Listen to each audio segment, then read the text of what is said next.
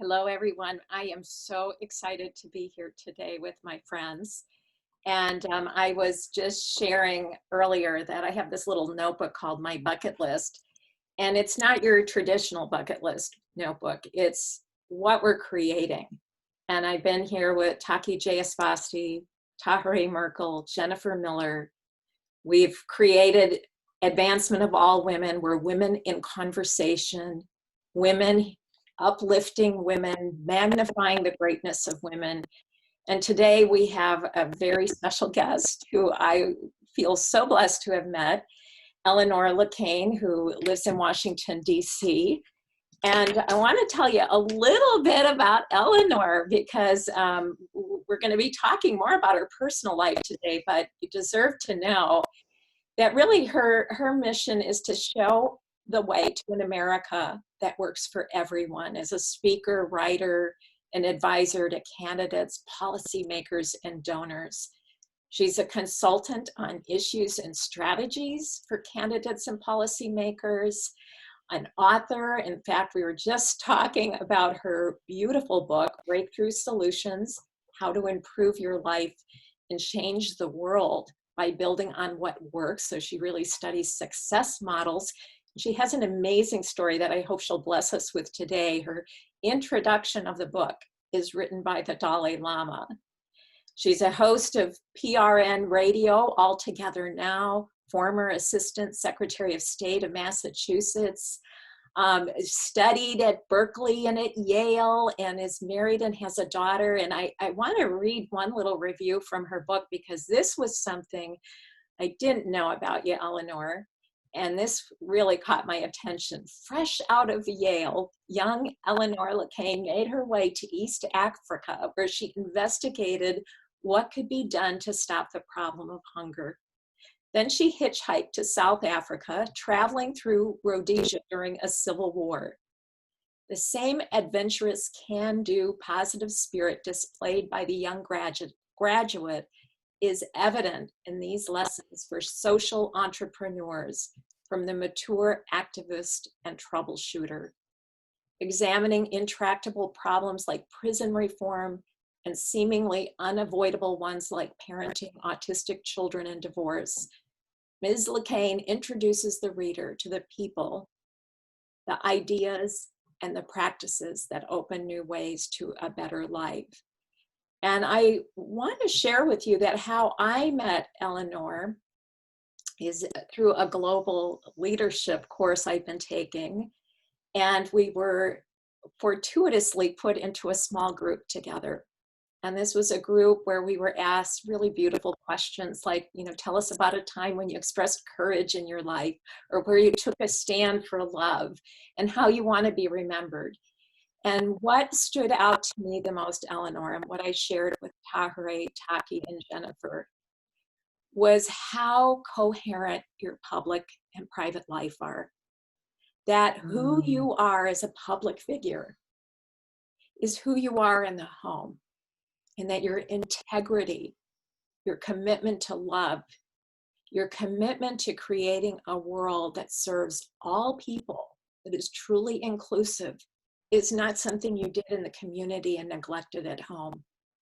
And so while today we could explore the beauty of your book, and we're going to do another conversation on the book because we're all so excited, today we're going to hear about your journey as a mother, and how some of the social issues of the time did come into your home, as most do. And we're going to hear about this story. So I want to welcome you. I want you to, meet Tahare, Jennifer, and Taki, three women. We are just all about advancing women in conversation, getting to know each other better, taking a stand for each other. And I just take a stand for you. I'm honored to have met you and to get to know you. So welcome, Eleanor. Well, thank you, Kim. I really appreciate those kind words. I think maybe we should end the seminar right here, declare it a massive success. It's going to be a real challenge to live up to that feeling, but I really do appreciate it, and it is something that is very important to me about aligning my personal life with my professional life, my work in the world. To me, it's all about values. And I try to live a values-driven life wherever I am, at home, at work, in the community. And, I think it's something we all aspire to, and we're all brilliant and imperfect at it. But I'm so happy you picked that up, because that's been actually the core of a lot of what has guided my life. And I'm so happy that in that brief conversation where we got put together in the small group, that somehow that came through and you're perceptive enough and you picked that up. By the way, I love that expression about it's serendipity that we were brought together in that small group a couple of weeks ago. But I truly believe serendipity is God's way of remaining anonymous, that there are no accidents, and we were meant to connect. And so happy we followed up on the thread, and now you're introducing me to this wonderful group of women that you're working with to advance all women, and through them, our families, our communities, and our world. So thank you very much. Oh, you're so welcome. You're so welcome. And, maybe Tahare and Jennifer and Taki want to this is the first time you're meeting Eleanor, maybe just share a little bit about yourself, and then love to hear your story about raising your daughter. And I know I made it sound so great, but the journey itself, I know we'll hear more about. So, but Taki, want to share a little bit about just who you are, so Eleanor has a sense of who we are as women. Oh, thank you. And Eleanor, again, thank you for gifting us with this, your knowledge and your experience. So I live here in Michigan. I've been a practicing physician for the last 20 years. And recently I stepped out. I made a big pivot in my life and moved in a direction that was more congruent with what was in my heart and my own path of really helping people focus on healing as opposed to the traditional medical system. So that's brought me to an abundance in the universe that I had no idea was available to me until I took those courageous steps forward. And that led me to this group of incredible women. And so I'm just grateful to continue to be open to people, experiences, learning, knowledge, and having this opportunity to meet you and to read your work, and just the reading that I've done on your work already has inspired me so much. So I'm just grateful to hear more. Thanks for being with us. Pleasure. Nice to meet you. And hi, Eleanor. I'm Jennifer. It's so nice to meet you. I hope you guys can hear me okay, because my internet keeps going on and off. But it's a pleasure to meet you. So excited. We've heard a lot of wonderful things from Kim. And I had a little bit of a look at your book, but I'm super excited to hear your story about your daughter and I guess her upbringing and all that. So I'm in San Diego, and my background is I was a professional ballet dancer.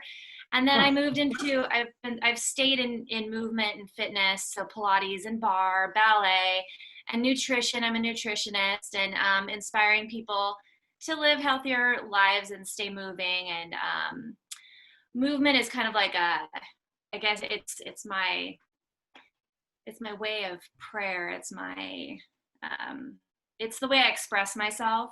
So I've always told the ladies, I'm like, it's really hard for me to express myself sometimes, or it feels like it with my voice. It's easier for me to move my body and express myself. But I have 3 kids, and my son is autistic. He just turned 12. And so I'm really interested to hear your story, super interested. I have 2 daughters, and then I do live with my boyfriend, and he has 3 girls as well. So we have 4 children in the house. So it's a lot. And right now it's morning time here in San Diego. So kind of as I'm doing this, the kids are kind of like supposed to be doing their homework and doing, they've got Zoom calls too. And so it's been interesting, but super excited to learn more about you. And yeah, welcome. Thank you, Jennifer. Pleasure to meet you. Another mother and a I love to dance. My husband and I do dance classes all the time. So we're not great at it, but we love to move. So thank you for. Hey, Eleanor, I'm Tahare. So nice to meet you. Yeah, so the three eloquent ones went first and introduced themselves. I am just a really humble mom of 6 kids. I homeschool. Business is my background, and in the past, I've opened businesses both for myself and for others.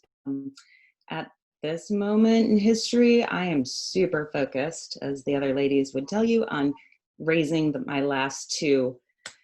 The youngest, my kids range in age from 30 to 16.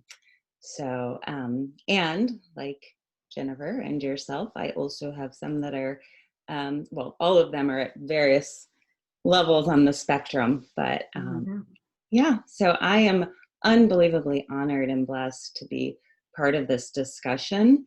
I only was able to read the beginning. We've been diligently making masks and bread and gardening and all of the things that one does during a pandemic. And so, yeah, I only was able to read just the intro. So I'm just excited to hear about your journey.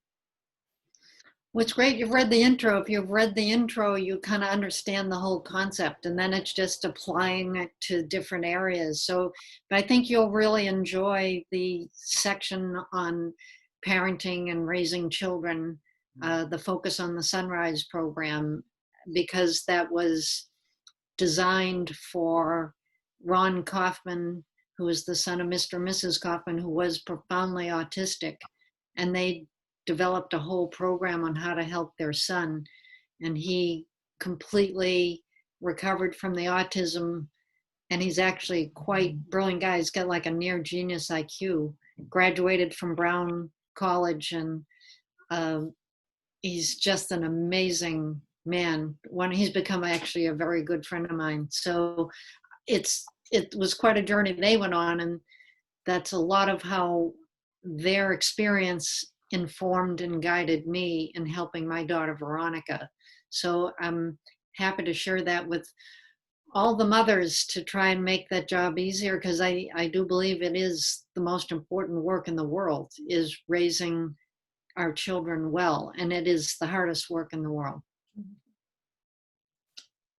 Yeah, absolutely. Well, tell us a little bit about Veronica's coming to you and how your story as a mom began. Yeah, there'll be a number of remarkable things in the story, and I swear to you, they're all true. But there was a woman named Janet who introduced me to my husband because we were from the same town, but she did it in a nice way. She invited us both to the same party and made sure we were both going to be there and introduced us there. So I met him there, and we were married a year later. So it was a, really great match. And we just celebrated our 33rd anniversary together. Wow. So, and he's just such a wonderful, great guy. I'm just so fortunate to have him as a partner in life. So Janet called me one day and she said, Eleanor, there's a little 4-year-old girl looking for a home, and I just thought you and Jack should know, because Janet thought Jack and I would make great parents. We tried to have children and it didn't happen. And we were both busy with other things, so we didn't kind of focus too much on it. But she called and said, there's this little 4-year-old girl looking for a home. So I said to her, Janet, you realize if this works out, you will have introduced me not only to my husband, but to my daughter. Wow. And she said, don't blame me. Hope it works out. So we met Veronica, who at the time she was living in a foster home with a wonderful woman named Helen, who had 4 birth children and got the designation for foster parent because a friend of her son's had a very difficult time at his house, and he was over there a lot. So she saw he was being mistreated and got the foster care designation so she could help take care of this other young boy. So she was on the list for the Department of Social Services in Massachusetts. And they had, Veronica was living with her birth mother at age 3 and had been left alone in their apartment. And it was very hot summer day in the Boston area. And Veronica was 3 years old, had been left alone for several days, was hot, hungry, lonely, scared. So she was screaming for help. It was like, somebody, anybody, help. So the neighbors notified the police, and the police came and took Veronica from the home. And then they were trying to look where to put her because she was at the police station. And the Department of Social Services was calling down their list of approved foster homes that might be able to take her, even short term. So they called Helen, and Helen said, no, busy with my 4 kids. I have a house cleaning business. Yeah, so no, not now. It's not what I do. I'm only designated to help my son's friend. So they called Helen back again at 5 o'clock, and they said, Helen, it's 5 o'clock and we can't find anybody to take this child. If you don't take her, then she's going to have to spend overnight, this 3-year-old girl spend overnight in the prison because there's nowhere else to shelter her. So Helen said, all right, I'll take her just for one night. So Helen took Veronica and stayed with her. The one night became more like a year. And Helen set about trying to find parents for Veronica because clearly she was not being treated well where she was. And so Helen was a house cleaner, and she happened to have one of her clients was our friend Janet. So Helen talked to everybody, including Janet, going, anybody who would be good parents for a 3-year-old girl? And Janet went, yes, Jack and Eleanor. So so that's how we came to meet her. And Janet said, she's looking for a home. Would you like to meet her? And I said, sure. So we went over to Helen's house to meet her. And Veronica, at that point, she was, she came in at 3. She was then 4. So she answered the door and said, hi, come on in. Very animated 4-year-old girl with long blonde hair, very perky. So we met her there and started visiting with her and taking her different places and doing, taking her to the park or to the zoo.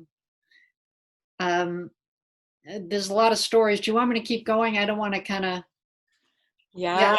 I'll tell you one more aspect of how she came to us, because we were kind of getting to know each other at this point. And she had her first overnight with us, and we had a spare bedroom that we had her put her to bed there. She went to sleep, and then we're in our room sound asleep, and all of a sudden I heard these blood curdling screams. And I woke up and I went, oh my God, that's Veronica. I thought maybe someone had broken into the house and broken in her room. So I go running into her room, and there was little Veronica standing on the bed crying. And I said, Veronica, what's wrong? And she was still kind of asleep, but obviously terrified.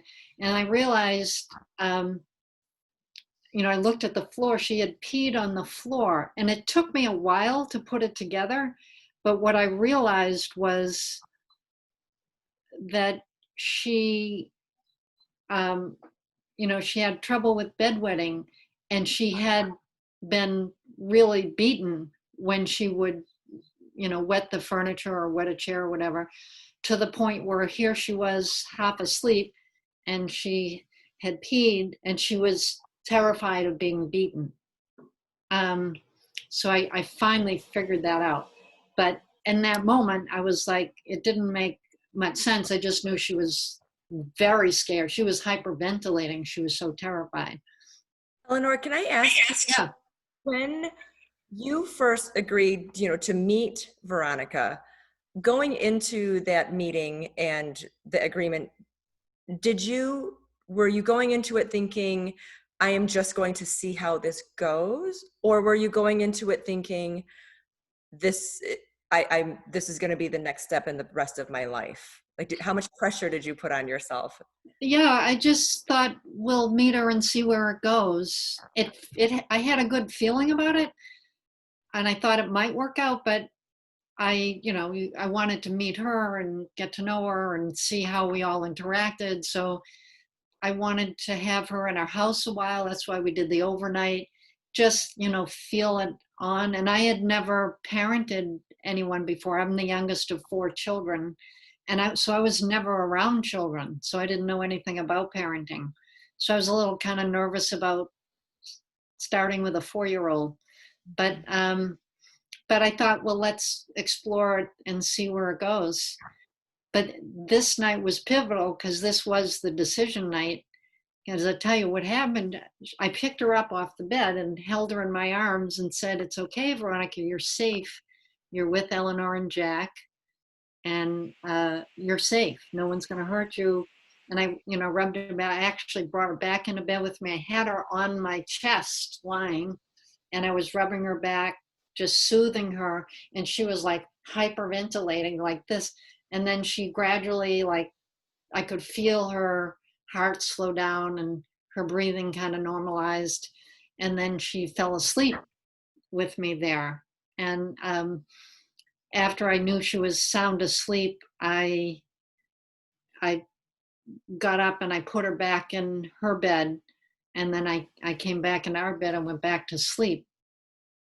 Next thing I knew, it's like rap, rap, rap, rap on my door. And it was little Veronica. I said, come in. So Veronica comes bounding into the bedroom and she throws her arms around me and she says, will you be my mommy? And I'm like, oh my God. I said, yes, Veronica, I'll be your mother. And that was the decision moment. And she gave me a big hug, and it was just a great moment. And then I realized that was Mother's Day. Wow. Our first day together was Mother's Day.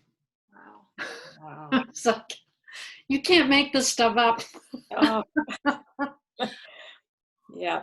See the hand of the divine in that. How did your husband, what was his process like during this period?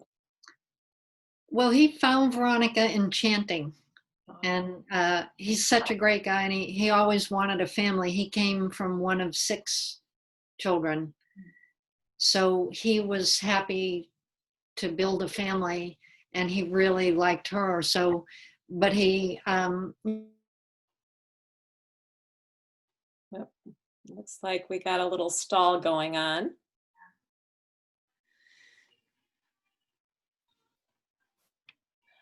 So Eleanor, I don't know if you can hear me, but we can't hear you.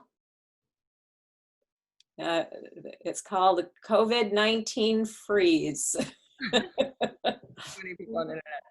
You know, while we're waiting for her to come back on, I can't help but think all the divine providence in her entire story. You know, just meet, you know, how she met her husband, and the whole idea of, sometimes I feel like when we meet people, it's the second order that's important. Like, we think it's the first order, like she was supposed to meet her husband, but really I'm starting to feel her husband was put there to put this team together in preparation for Veronica.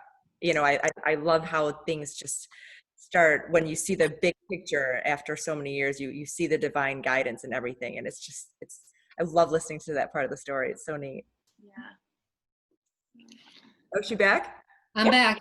Oh, Yes, okay. I do. It does definitely feel like the hand of divine providence in terms of the meeting. And it's both. Jack is a great partner for me and me for him throughout our lives, and a great partnership to raise Veronica. And it was a very challenging, very rocky, very difficult road. It was the absolute hardest thing. I had no idea what I was getting into. And I didn't know how to be a mother of a regular child, much less a challenging child who had had a trauma history and major behavior challenges. So it really pushed me to the wall. I definitely felt at times I was just hanging on a cliff by my fingernails and wasn't sure how we were going to make it through. But, you know, but we did.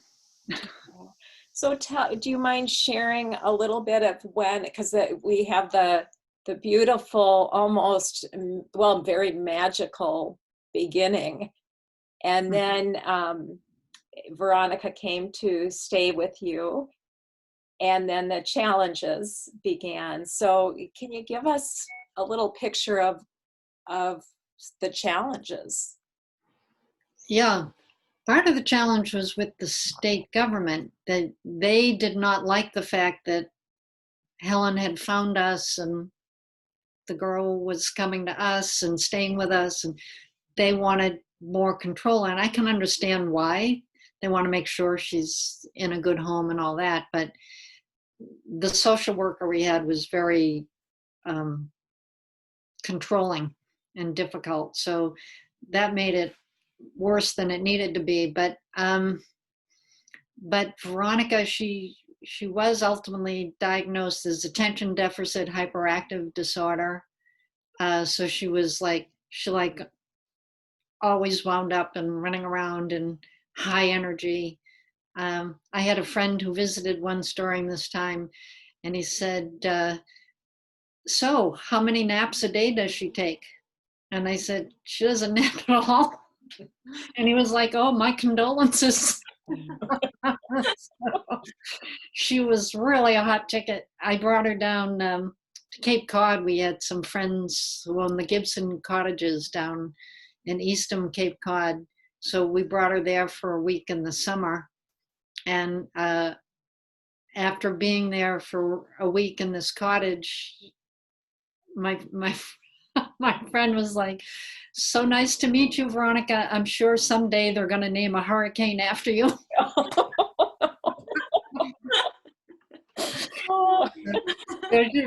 Very bright, very spirited, very energetic, like always on the go. And but also somewhat reckless and very willful. And you know, over time, I came to understand more of the dynamics that children who are raised in difficult home circumstances where, you know, there's one or more parents missing, there's one or more parents with drug dependency or alcohol dependency, there's one or more parents involved with abuse of the child. And this thing about being left alone, I guess the mother was off on some drug thing and just left Veronica there at 3 years old in the crib. So in an unsettled home situation where there was no stability and no real safety, then it's called parentification. The child feels like they have to take charge of their own life, and they need to be the one saying, this is what we're going to do. And so she had what you might kindly call a directive personality, like, we're going to do this, we're going to do it my way. And it would show up in odd ways, like it'd be a really hot summer day, and Jack and I love the beach. I love to swim. So it's like, okay, Veronica, let's go. We're going to have a day at the beach. Be fun.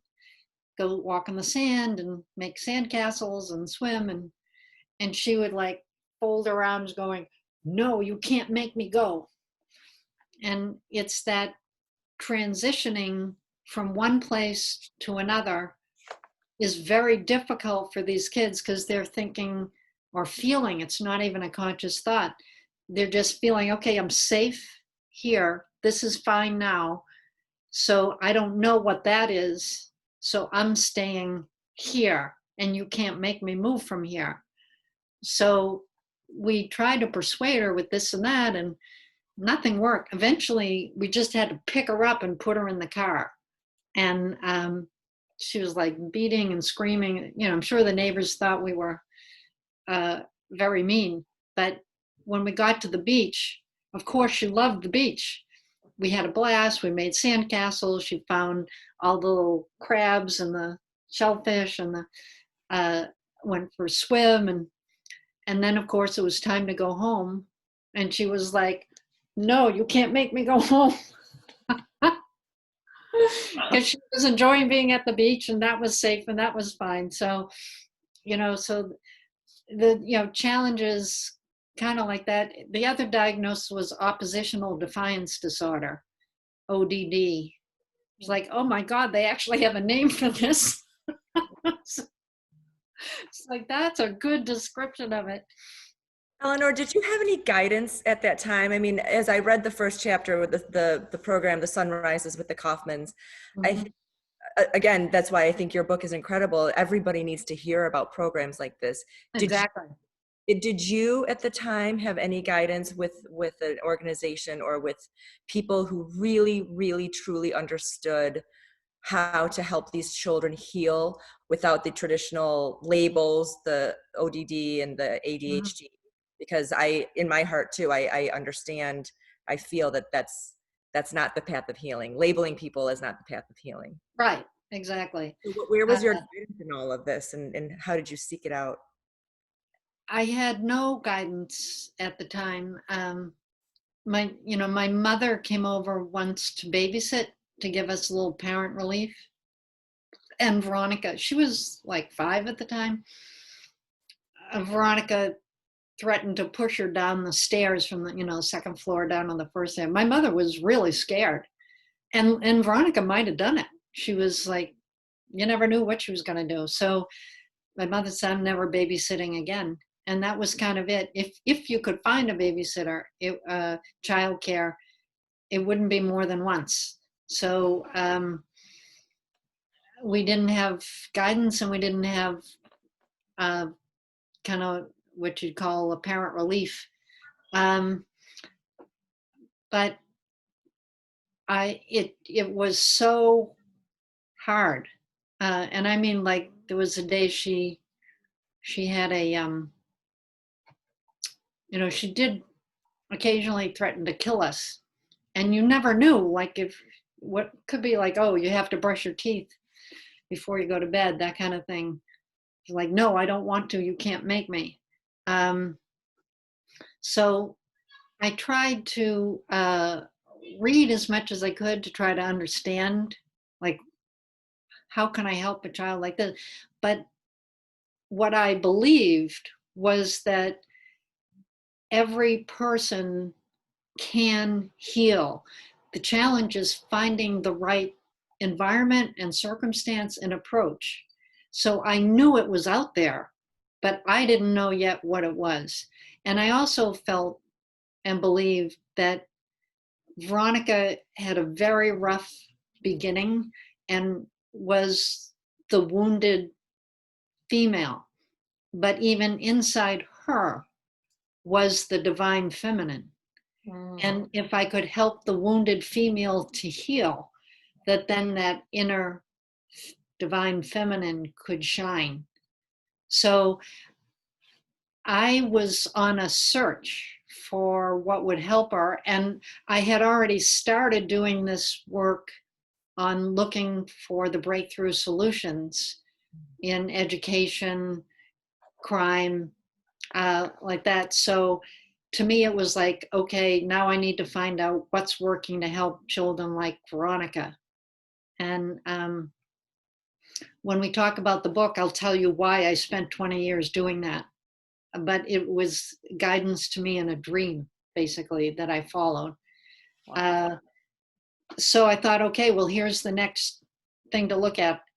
What's the breakthrough solution to help children who have been traumatized and have all these other ADHD, dyslexia, ODD, whatever they call it, trouble, challenges, behavioral situation. So, so from a timeline standpoint, had you found the Kaufmans and the Sunrise program while you were still raising Veronica, or had Veronica had she already graduated or moved on when this happened? Oh my God, no. I think if I hadn't found them relatively early, it wouldn't have worked. In fact, Veronica was with us some period of time. I don't know what it was. I could look back and figure it out, but somewhere between 6 to 9 months or something like a year. She was with us for a while. We were struggling trying to help her. And this social worker that I told you about, in her mind, decided that Veronica wasn't going to make it in a regular home. So we didn't officially have custody yet. So she sent the police to get Veronica and to take her out of our home, and they put her in a mental institution because they were afraid she was going to hurt herself or someone else, or provoke someone to hurt her. So I can understand now a little more their concern, but at the time it was absolutely horrific to just have the police show up and we had no power to stop them. So it was that event that pushed you into gear even further to find the Kaufmans and to do the research. Right. Well, the state plan was that they would take her away and she would never come back, which I didn't know at that moment, but that was their plan. So the first thing I needed to do was fight to get Veronica home. And there was that moment when they did explain that their plan was that they said, no, she can't function in a regular home. So I said, well, what's your plan for her, if not to come back to us? So they said, well, she's in a mental hospital now, psychiatric ward for children. And when we can find a placement for her, we'll put her in a residential home for troubled kids. And that was their plan. And I know those things, they're extremely expensive, by the way. It's, $100,000 a month or something like that. It's really expensive for these programs. And they're not about healing. They're about controlling. And, the drugs they use in the psychiatric ward and all that. They're not happy places. And so there was that moment when they took her, I was like, Tag, you're it. It's now back to the state. It's their problem. I don't have to figure this all out. I can just say, okay, well, we tried our best, but the state took her away and there's nothing we can do about it. But right behind that was this wall of like, no, this will not stand. They are giving up on a little 5-year-old girl. And I will not rest until I know that I've done everything I can to try and help her. And I was still at the front edge. I knew there were still many avenues to explore before I would give up.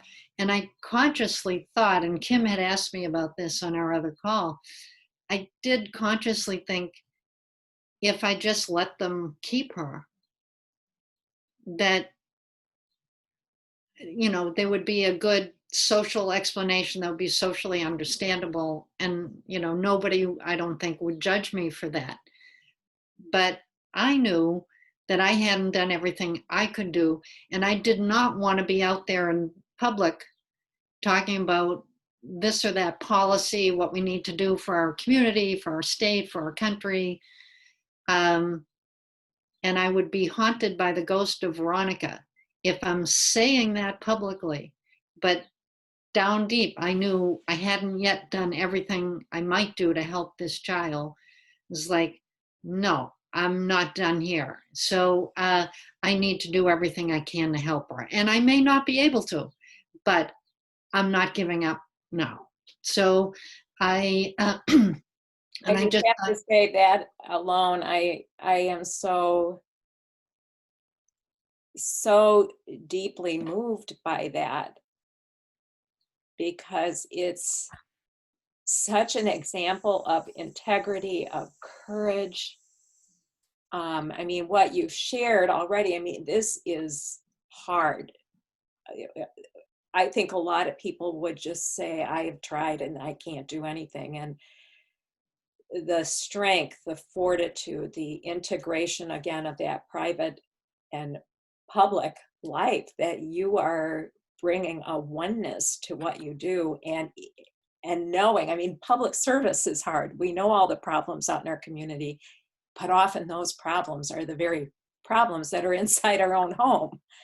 And so I just have to acknowledge that again. It's just incredibly, it brings tears to my eyes. It's hard, real life. And coming from a background of trauma and knowing my own life journey of many, many years and still healing from abuse, and being aware of that journey.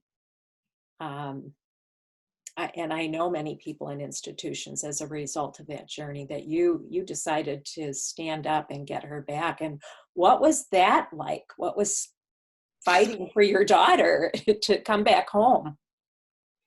well, that was a battle royal. I, I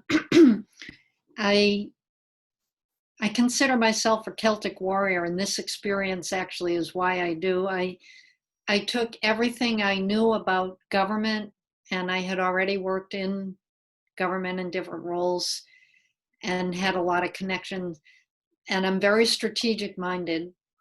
So I took all of who I am and what I know, and I designed my 5-step plan to bring Veronica home.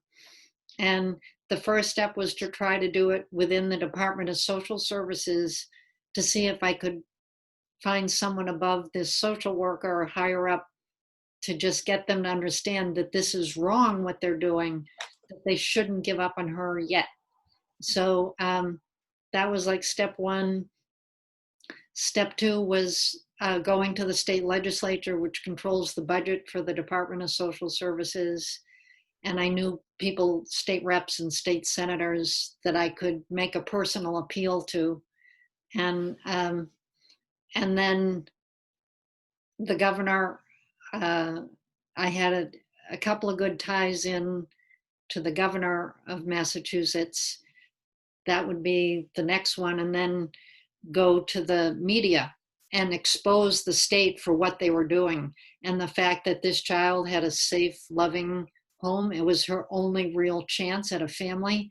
And they were ripping her out without making sure, how do we support this family to stay together? So I actually started working at all 4 levels. And I was relentless. I was like rabid, so laser focused on it. And I also had learned in my reading that someone who's been through trauma, even plane crash or personal trauma, that what separates people who heal from that and people who don't heal is that at least one person believed in them, loved them, stood by them, held them, understood them, and was there for them no matter what. And if you have that one person, your chances of healing are much, much better. So I was like, okay, I'm that one person for Veronica, and I will move heaven and earth to get her home. And I went down every day. Now I'm going to cry.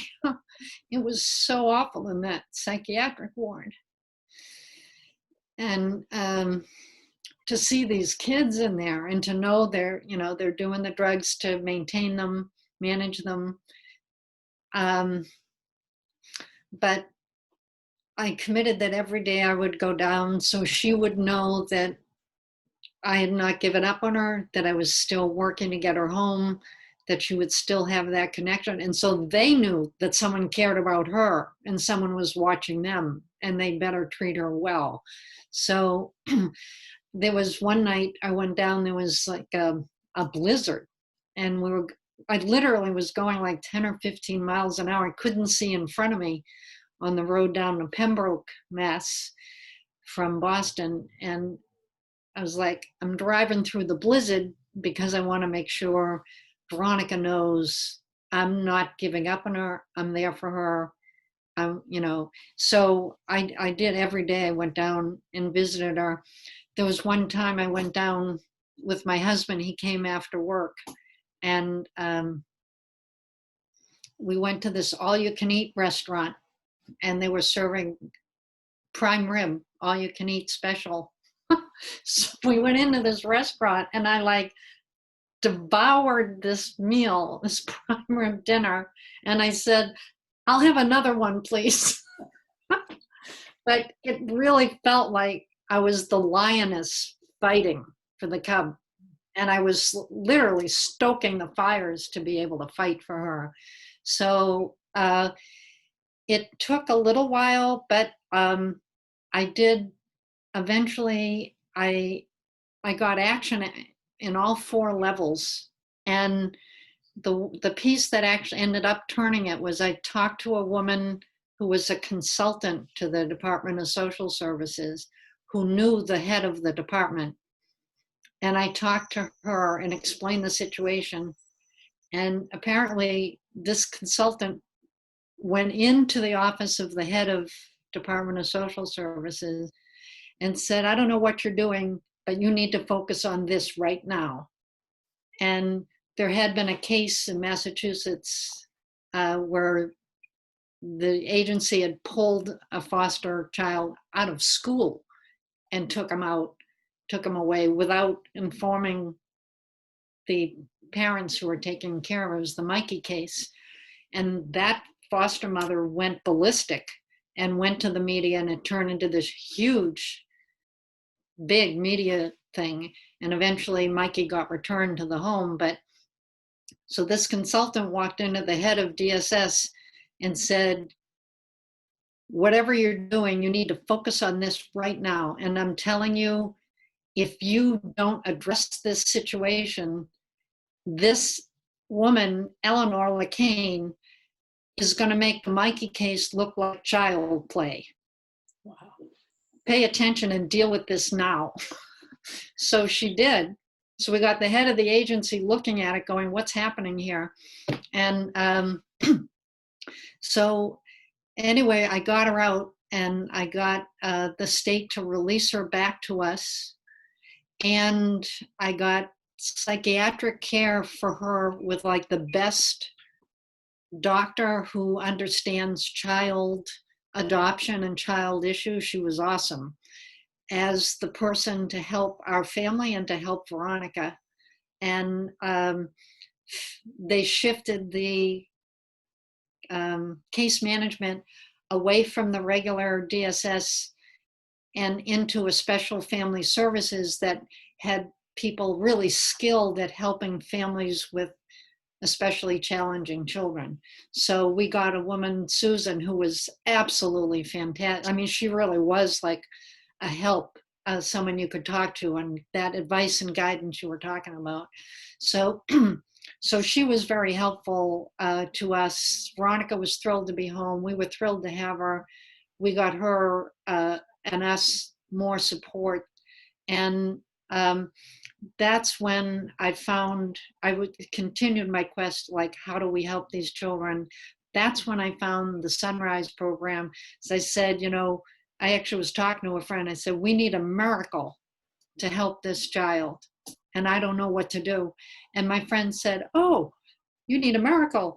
I know a place. It's called the Sunrise Institute. It's the place of miracles. That's what they call it.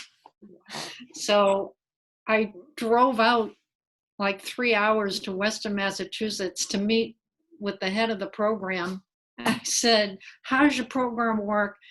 And he said, oh, well, we have a waiting list and it costs whatever, $6,000. I'm like, no, I need to know now. And I have 2 hours. Tell me, what do I need to know to help my daughter now? And he sat with me for quite a while and answered all my questions. And that conversation was the absolute most helpful conversation I have ever had on parenting in my life. It was truly awesome, wise, tremendous guidance. And then I read the book and I watched the movie and I went to the program and I did all the rest of it.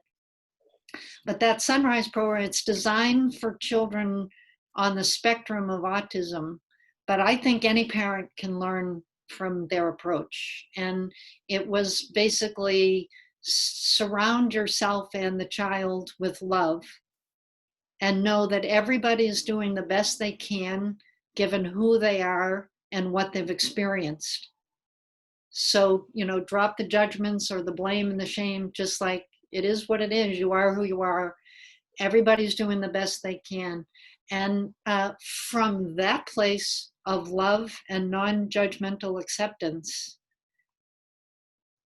that's the heart center. And then approach the child from that place and connect with them in their world. Don't always force them into your world. So, for example, Veronica had been loved to jump up and down. She jumped up and down on our bed, which was a wonderful bed, but it was like a beautiful wood maple. She like broke the bed. And I was like, oh, this is not good. And with a child like Veronica, you're spending 90% of your time kind of as a policewoman going, no, stop, don't. And what you want to do is turn that around to, yes, we can, but here's how we can do that. So now after the Sunrise program, Veronica started jumping up and down on our couch. And I said, fantastic. Veronica, you want to jump? I had bought a trampoline, a little foot trampoline. I said, great idea. Let's jump. Come over here and we'll jump together on the trampoline. So she came over and the two of us, instead of it being a no, stop, don't, it was, let's do this together in a safe way, a fun way. And that mind shift, that may sound very simple, but that mind shift was absolutely the most important thing. It's a combination of the fill yourself and those around you with love, and then shift from no, stop, don't to yes, we can, here's how. Wow. Eleanor, as you're sharing, I'm thinking back to when I became a parent, and, none of us get the directions. Maybe we're lucky if we came from good parenting and we remember some of how our parents did, but I felt like to break the cycle of violence, I had to do everything in my power to figure that out. And it's so easy to be that kind of police officer parent and to shift it. Like you said, I love your comment that this is good parenting for every parent, Right.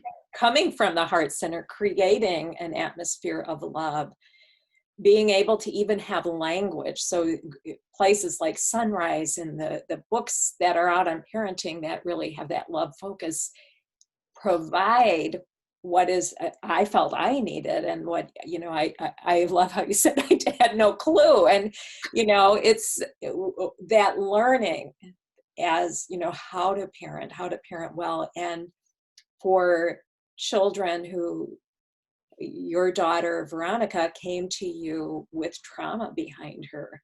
Mhm. And so being able to get the tools you need, and how, I don't know about the rest of you, but I just sit here, I want to sort of take time to sort of magnify some of the virtues and qualities I see in you, is this determination. At the core of who you are, there is this determination, and it's your book too. It's, even though there's a problem, and it could be so easy to be seduced and sucked into and drawn into the vortex of the problem. And there is this determination in you for what's the solution? What do I do? Going to a place and they're saying, we can't meet with you now, but sitting down saying, yes, you have to. That I love that. I love that determination, that drive, that this is going to, the information I need it now.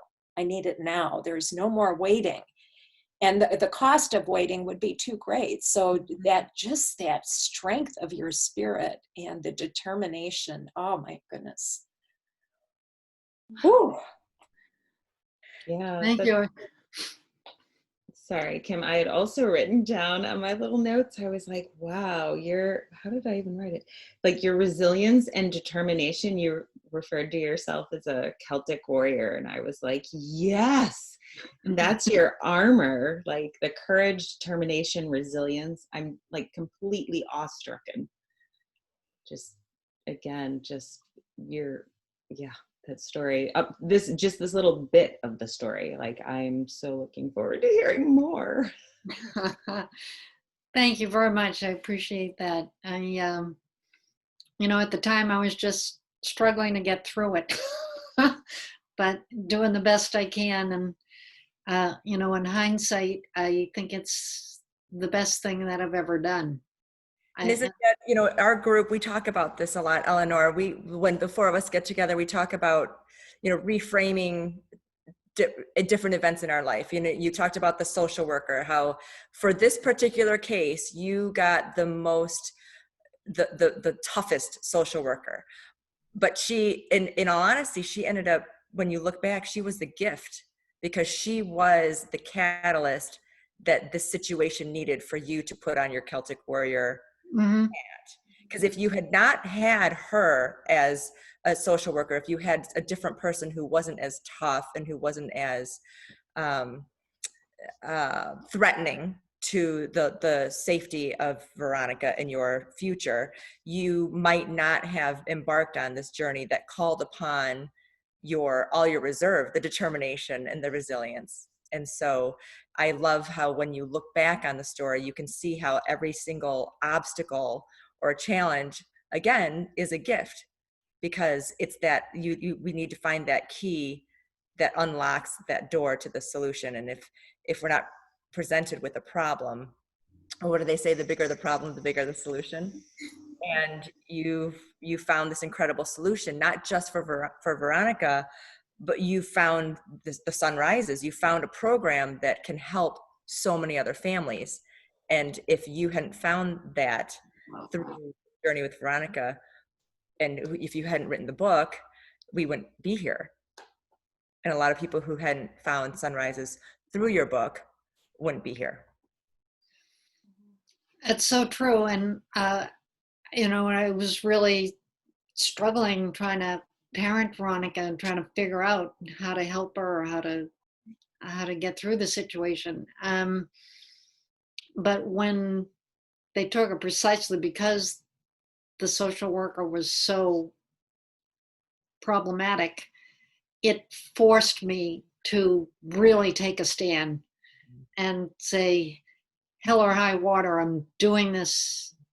It's not like, oh my God, what I get into? Oh, this is too hard. Like that back and forth, like, no.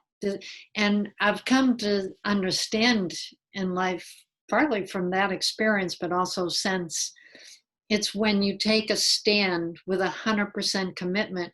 You may not know how you're going to do something or what's going to happen or who's going to help you or any of that. But when you take a stand and you're 100% committed, there's nothing that can stop you. As Eleanor Roosevelt once said, there is no such thing as failure. There is only success and giving up. And if you refuse to give up, you will succeed. Great. I love that. And we need to do that for our children. You know, and think about Veronica, and I mean, you've all got your kids. I'm sure they have their strengths and challenges, as you know, we all do as parents. But this is where I think the mothers of the world are so incredible, because we as mothers are like, we're 100% committed to our children. We're going to do what it takes to help them. And that's where I think, you know, this is such a great, it could be like, hopefully other people will get inspiration that even a child as challenging as Veronica was with all those circumstances, even she can make it through, and we can help them make it through. And I always in my head carried the image of Veronica as healthy and whole. I knew that was there and I was working towards it. I think sometimes we get stuck by looking at maybe the mess that we've got in front of us, but to hold that vision always, this is what's possible. And we're working towards that goal. And we need, every child in the world needs to have someone holding that vision for them, of them as, you know, grown, healthy, and whole. And if we did that, this would be such an amazing world. You know, where people are so focused on, let's put a man on the moon, or, you know, these big dreams and schemes. Let's take care of the children. When we take care of the children first, everything else will fall into place. So to me, number one, it's all about the children. And they're not only the future, of course they are the present. And we have 500,000 children in foster care, and each one of them needs a safe, loving, permanent home. And there's many who are in families now where the families want to help, but they're struggling themselves. You know, to the extent I ever have influence in policy and government, it's families first. It's children and families first, and the mothers, because we take care of the children and the family. What are the supports we need to help our families thrive? Number one, feed the children and provide the supports to the mothers to help the children and the families be strong, healthy, and whole. All your other problems will solve if you do that well and right. Everything else within a generation would be much better. So let's start there. Eleanor, I'm just amazed. There's so many things that you said, like, I'm gonna cry. It was so touching.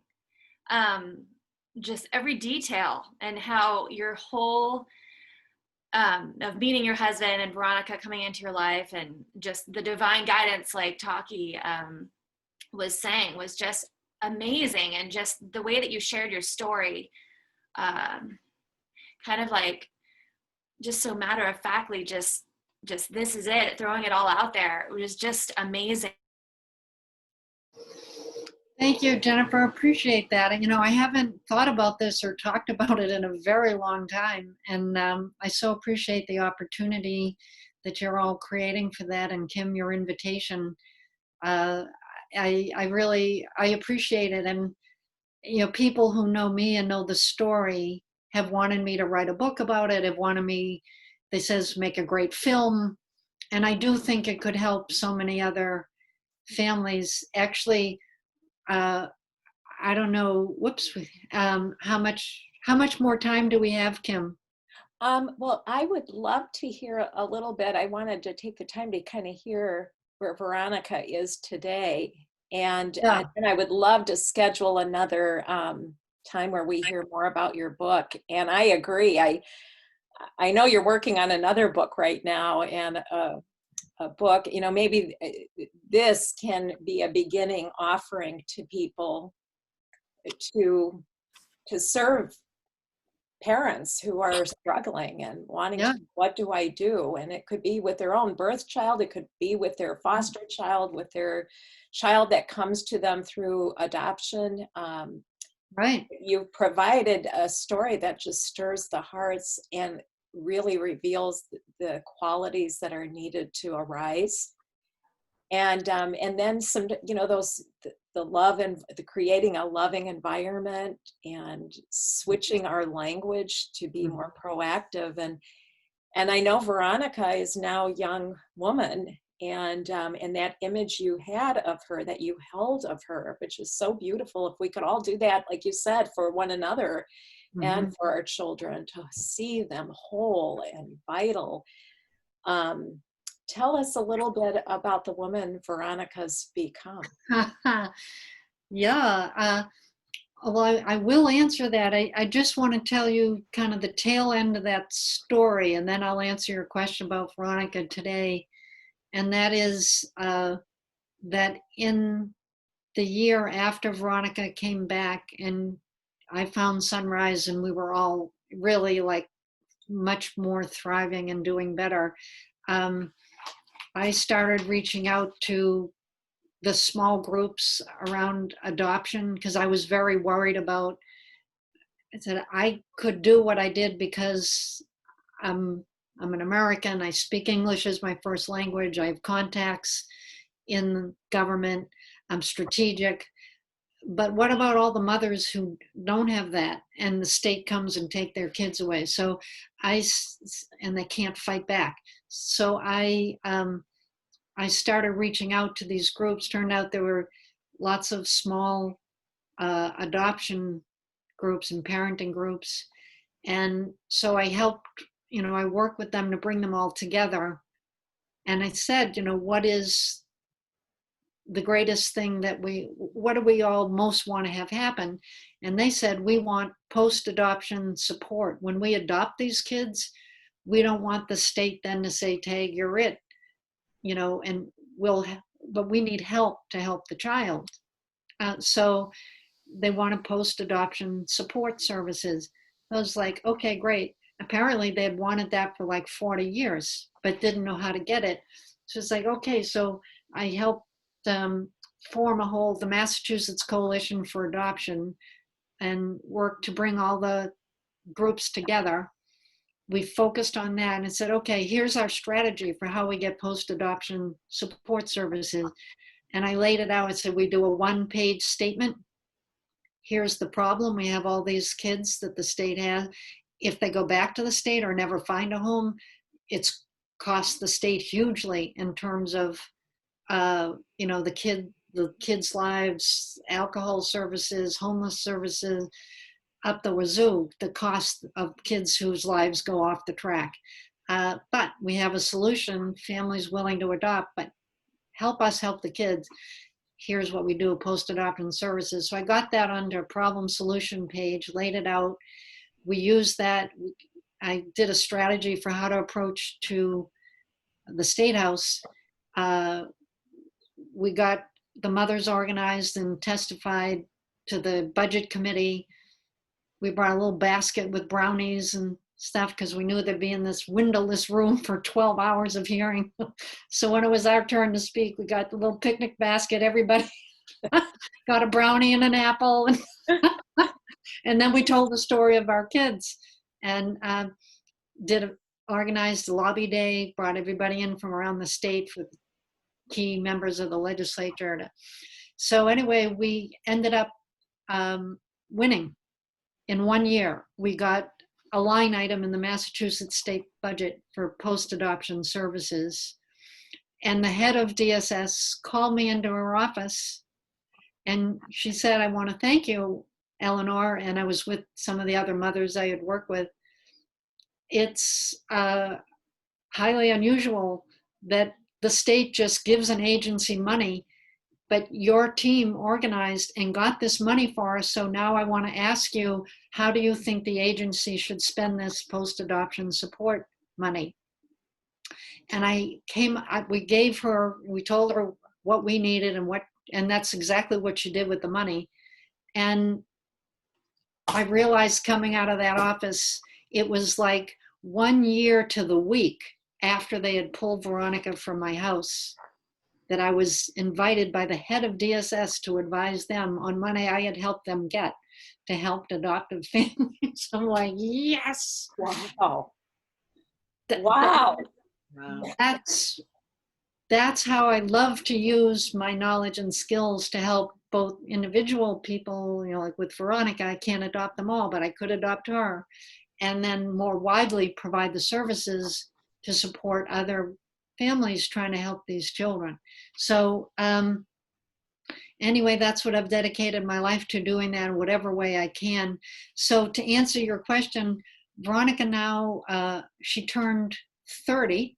She's now 30 years old. She's still living at home, and she graduated from high school, and she went into carpentry because she loved to work with her hands. She was a carpenter's apprentice.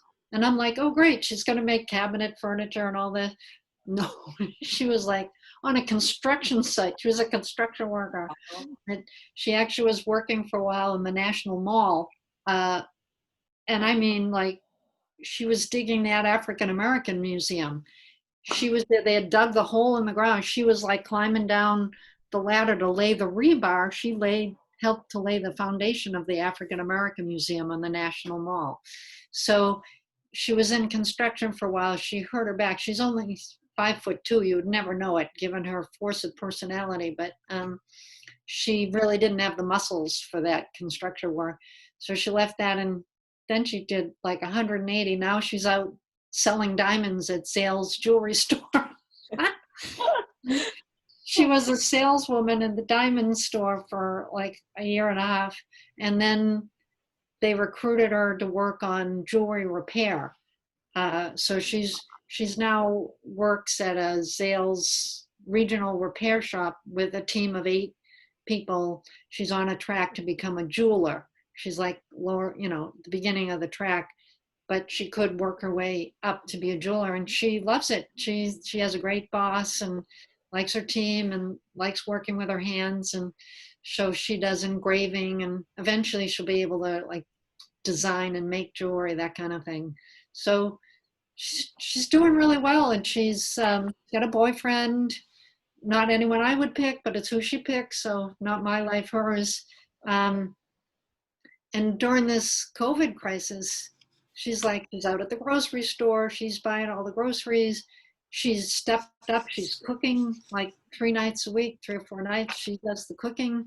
I'm like, oh my God, there's a payoff on this. I'm so glad I lived to see this, but I'm so grateful for having her around. And she's, like all of us, she's brilliant and imperfect, but just what an amazing young woman, what an amazing strength of courage that she's had to get through all that she's gotten through.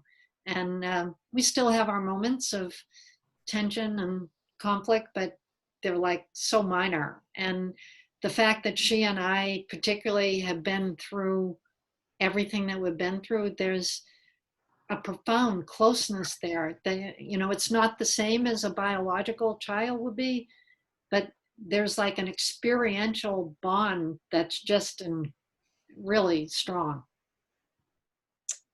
I love the metaphor that's sitting here with how you were mining for your jewel, which was Veronica, all these years, and now she's in jewelry and she's mining for, she's working with jewelry. There's a metaphor there somewhere, Eleanor.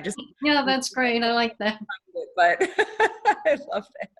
Well, it makes me think of one of the quotes in my faith background, the Baha'i faith, and that is that we're all gems of inestimable value. Oh, that's beautiful. Thank you, Kim. There you go. You put beautiful words to what everybody was thinking. And it's as you were trying to support your daughter to have her value shine through.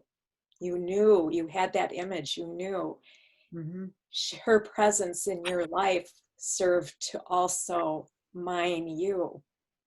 And I'm just so incredibly moved by the qualities and the values that shine through your life, and they didn't come through ease and putting your feet up and sailing on the Caribbean in the winter months. It is through work and dedication and love and showing up every day. There's a lot of stories in between. You're helping all adoptive parents get the resources they need through your own situation to where you're at now in relationship with your daughter. There's years, about 25 years of experiences, and it's the day in, day out experiences that shape us, reveal us. And so I'm just want to share how grateful I am. I'm so deeply moved by the story. And I watched Michelle Obama's new documentary last night, Becoming. Yes.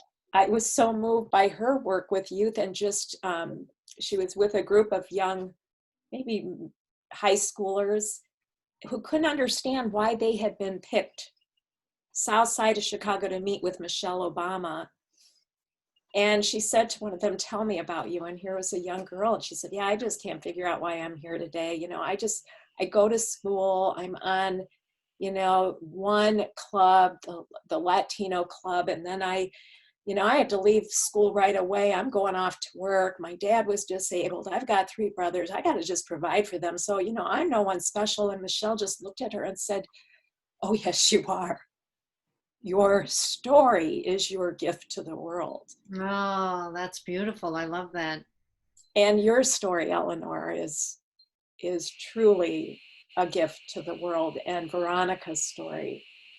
And that's what we're all about with the advancement of all women. I mean, I think we're discovering what we're about as we move forward into the unknown of having a vision, but it's hearing the stories of women. That's what unites us. The 3 of us, Taki, Tahare, and Jennifer, we often say we are so different than each other. We are very diverse in our choices, in our life experience, and yet we love each other fiercely. We're uniting. We're so glad to have you part of our circle. We love you. We love what you stand for. I know I'm not speaking alone, but just so incredibly and deeply moved today. Thank you. I appreciate that. And by the way, that whole thing about the image of Veronica healthy and whole and kind of working toward that, my next book is about, like, visioning America healthy and whole, and what is the strategy and plan to get us from where we are to there. So that's the book I'm writing now. Wow. I love it. And you know what? That's an invitation. Whoo! I don't know about the 3 of you hearing this, but I'm sitting there thinking, a lot of times I think about how broken we are as a country, and I need to hold up another vision of that we're whole and united, and focusing more on the solution than some of the disheartening moments I tend to focus on. So thank you for sharing that. Totally right. And I think this is a really important point you raised there, but we as a society are so focused on the breakdowns and the problems that it's very depressing, and that's what the media focuses on. So that's my intention, is to focus on the positive and the breakthroughs, what is working that we can build on. That's why I wrote that first book on breakthrough solution. Shift the attention from the breakdown to the breakthrough, from the problem to the solution, and work on that. And I think that strategy is what's going to help America move forward now through this period of crisis. Eleanor, I appreciate the grace with which you shared your story with us. That even like a little bit earlier, when we were identifying determination and resilience and your passion and your courage, and you were like, "Yeah, I was just struggling to get by." Right. Truly. I so appreciate that. And also I know we're wrapping up, but as a 22-year veteran of homeschooling at a time when it was frowned upon, I so appreciate that you coming into parenting, finding this organization. And then when you heard like, yeah, if we can just help to shift the perspective from the no's and the don'ts to the like, well, how could we possibly? So on a personal note, I'm so grateful for that. I'm like, oh, thank you to the divine that sent you to me today to remind me that I'm not crazy. That 22 years later, there are other people out there that are like, it's okay to not say no all the time. So I appreciate so much everything that you had to share today, Eleanor. Thank you. Any last words, Taki, Jennifer? I guess I'll maybe finish. I don't even remember what I was saying before when I got cut off, but just what everybody's been saying. The grace and the way that you described your story was so beautiful. And I do feel like personally that you were sent for me today. Just like Talhare said, like, it's just, just your story was so inspiring. And so I thank you so much for showing up and sharing with us. And just your vision is so intense, and we can feel it, and it's amazing. Your strength, but the love, your strength, but then the love around it is so powerful. So I'm excited to hear about your new book and what you're going to do next. You're quite amazing. So thank you. Thank you all so much. I appreciate creating a safe, welcoming, loving space for me to share my story today, and look forward to being in touch in the future. Thank you so much, Eleanor.